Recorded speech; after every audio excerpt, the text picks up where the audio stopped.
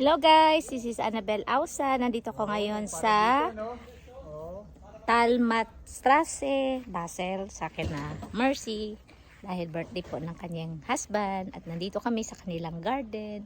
At may nakita akong Mirabella na prutas sa kanilang garden. Ayan.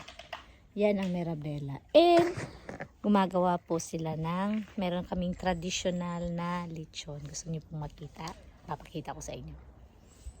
Yun guys, nandyan si Kuya Richard ang nag-iikot ng lechon. So, literal na paglilechon talaga to. Pilipinas lang po. At ang weather po kasi ngayon ay napakaganda. Saktong-sakto. Napakaganda ng weather ngayon po dito sa Switzerland. So, I think nasa 30 degrees, 31 degrees today. Kaya sakto talaga itong pagpipiknik. Yan si Kuya Richard. Ang laki po ng garden nila Mercy. Yan.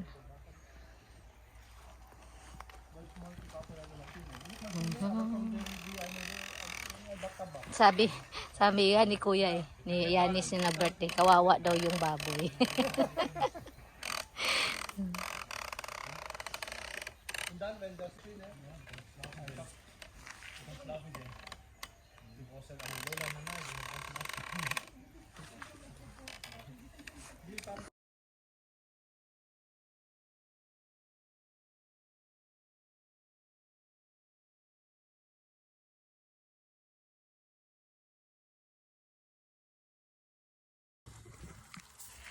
Ganito ang paggawa ng lechon.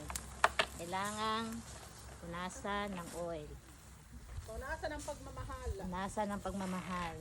Kaya itong lechon na to, masarap to. Lalong sumarap dahil ako ang isa sa nagpunas. Pumunas si Kuya Richard. Siyempre, ang pumunas una, ang chef. So, yan.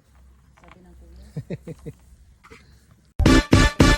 You got that big, big bubble butt that'll keep my mind